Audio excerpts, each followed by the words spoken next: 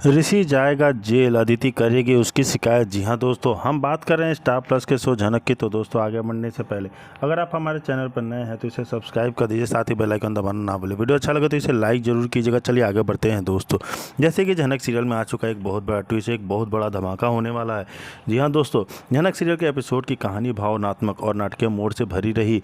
यह एपिसोड झनक के सम्मान समारोह और पुराने रिश्तों से बढ़ते तनाव के इर्द गिर्द घूमता रहा। कहानी की शुरुआत झनक के कॉलेज में आयोजित सम्मान समारोह से होती है, जहां उसे उसकी उत्कृष्ट उपलब्धियों के लिए सम्मानित किया जाता है। पूरी सभा तालियों से गूंज उठती है जब झनक मंच पर जाती है। इस दौरान ऋषि भी वहां मौजूद होता है। वह झनक के प्रति गर्व और स्नेह दोनों महसूस करता है, परंतु भीतर से अपराध बोध से भरा है, क्योंकि अतीत में उसने झनक के साथ अन्याय किया था। ऋषि मंच पर जाकर खुद झनक को ट्रॉफी प्रदान करता है। यह क्षण बहुत भावनात्मक होता है। दोनों की आंखें में मिलन और दर्द का मिश्रण दिखाई देता है। झनक ट्रॉफी लेते हुए कहती है कि जैसे वो कहती है कि अगर यह उपलब्धि सिर्फ उनकी नहीं बल्कि उन सब लोगों की है जिनके भरोसे उसने खुद को संभाला। यह उसका हार्दिक धन्यवाद भाषण था, जिसमें उसने अपने संघर्ष और आत्मनिर्भरता की कहानी सुनाई बिना किसी का नाम लिए। यह घर के दृश्य में पराशर और मृणालिनी ने के बीच झनक को लेकर बहस होती है। मृणालिनी कहती है कि पूरे परिवार को झनक से माफ़ी मांगनी चाहिए, जबकि पराशर सोचते हैं कि झनक अब परिवार से दूर होकर और मजबूत बन चुकी है। इसी बीच अनिरुद्ध भी अपनी गलती स्वीकार करता है और अंजना को कहता है कि वह झनक को बुला ले ताकि वह उससे क्षमा मांग सके। जी हाँ दोस्तों, एपिसोड के अंत के हिस्से में यह रहस्यमय मोड़ आता है। मंदिर में पंडित जी यह इशारा करते हैं कि झनक के अतीत में अब भी कई अनकहे रहस्य हैं जो जल्द उजागर होंगे, जिससे तनुजा और परिवार के सामने बड़ा सच खुल सकता है। जी हाँ दोस्तों, देखना तो काफ़ी ज़्यादा इंटरेस्टिंग होता है कि कैसे झनक इतनी मेहनत करके। इसी बीच अदिति को पता चल जाता है कि ऋषि झनक के गांव जाकर उसी के हाथों से उसे अवार्ड देने वाला है। यह खबर सुनते ही वह गुस्से से भर जाती है। उसका कहना है कि ऋषि अब भी झनक के लिए कमज़ोर पड़ रहा है। वह कमरे में खुद को बंद कर लेती है, जिसकी वजह से घर में तनाव का माहौल बन जाता है। दूसरी ओर कार्यक्रम में जैसे ही झनक मंच पर पहुंचती है, उसकी नज़र सामने खड़े ऋषि पर पड़ती है। ऋषि हाथ में ट्रॉफी लिए खड़ा है।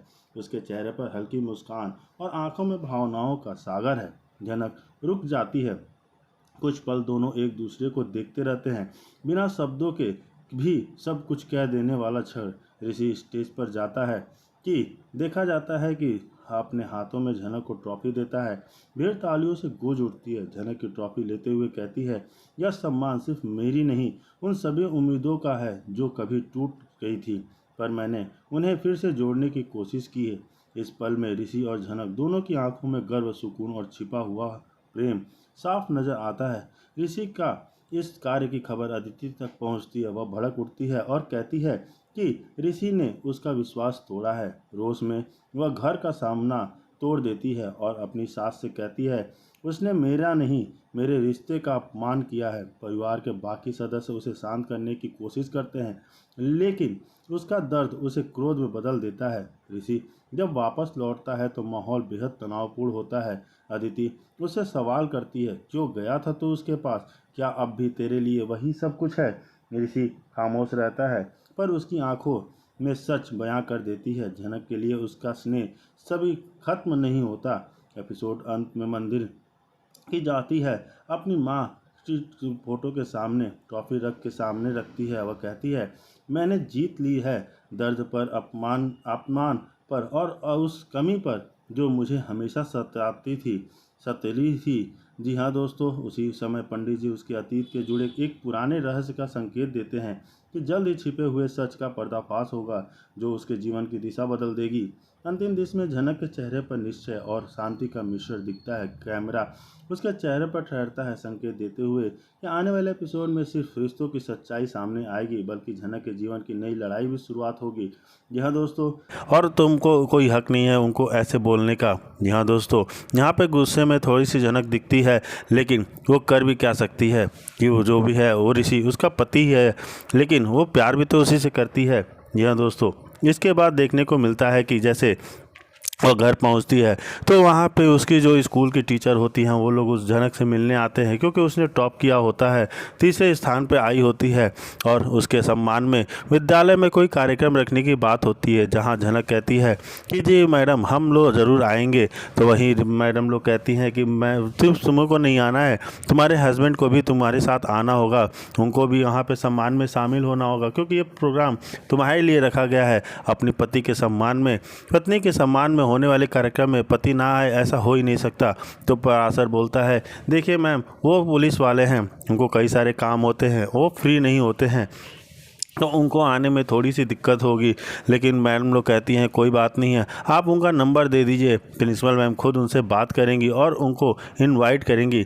लेकिन झनक हिचकिचाती है। पूरी कोशिश करने के बाद भी अदिति के हालत में कोई सुधार नहीं आता। तो यहाँ पर डॉक्टर के द्वारा बताया जाता है कि अदिति के शरीर से काफ़ी ब्लड निकल चुका है, वहीं अदिति को ब्लड की सख्त ज़रूरत है। तो यहाँ पर झनक जो है अदिति को अपना ब्लड देकर उसकी जान बचाने का फैसला करती है। हालांकि झनक ने ब्लड देने के बाद अदिति के हालत में काफ़ी सुधार आते हैं। जी हाँ दोस्तों, काफ़ी सुधार तो आ जाता है, लेकिन फाइनली अदिति को होश भी आ जाता है। वहीं देखने को मिलेगा कि झनक अदिति से मिलने के लिए हॉस्पिटल पहुंचती है। यहाँ पर अदिति को पता चल चुका होता है कि अगर झनक ने उसे ब्लड नहीं दिया होता तो आज वो बच नहीं पाती, शायद वह नहीं बचती। तो देखना आगे दिलचस्प होता है कि क्या अदिति को अपनी गलती समझ में आ जाएगी कि उसने झनक के साथ कितना बुरा किया, लेकिन फिर भी झनक ने बिना संकोच किए अपना ब्लड देकर उसकी जान बचाई। तो आगे बहुत ज़्यादा इंटरेस्टिंग होने वाला है कि अदिति झनक के लिए क्या फ़ैसला लेगी, वो उसे छोड़ेगी या उसे जेल भेजेगी कि उसकी वजह से उसकी जान पे बनाई है, उसकी जान खतरे में पड़ गई है। ऋषि का साथ छोड़ के वो नहीं चाहती। ऋषि वहीं सबसे लड़ता है कि वह झनक का साथ नहीं छोड़ सकता। वहाँ अर्शी और अनिरुद्ध उस पर ब्लेम करते हैं कि तुम्हारी वजह से आज मेरी बेटी ने इतना बड़ा कदम उठाया है, तुमने उसे धोखा दिया है, तुमने उसे चीट किया है।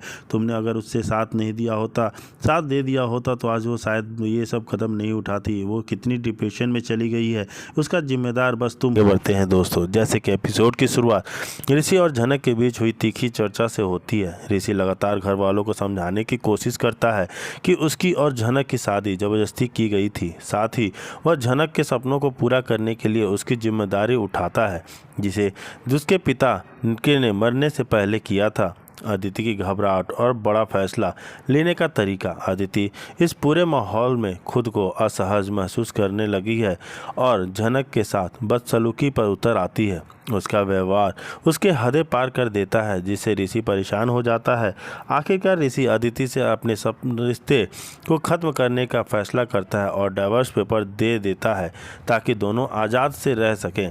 झनक की भावनात्मक और सिंदूर का सीन आता है। एक प्रसिद्ध सीन में ऋषि झनक के लिए सिंदूर लाता है जिसे वह झनक को देना चाहता है, लेकिन झनक भावुक हो जाती है और पूछती है कि उसके लिए इतनी मेहनत क्यों कर रहे हैं। ऋषि इस सवाल का सीधा जवाब नहीं देता, लेकिन सिंदूर के जरिए झनक की सलामती की दुआ करता है। दोनों के बीच भावनात्मक संवाद चलता है, जिससे झनक अपने रिश्ते और जीवन के नए संघर्षों को समझने की कोशिश करती है।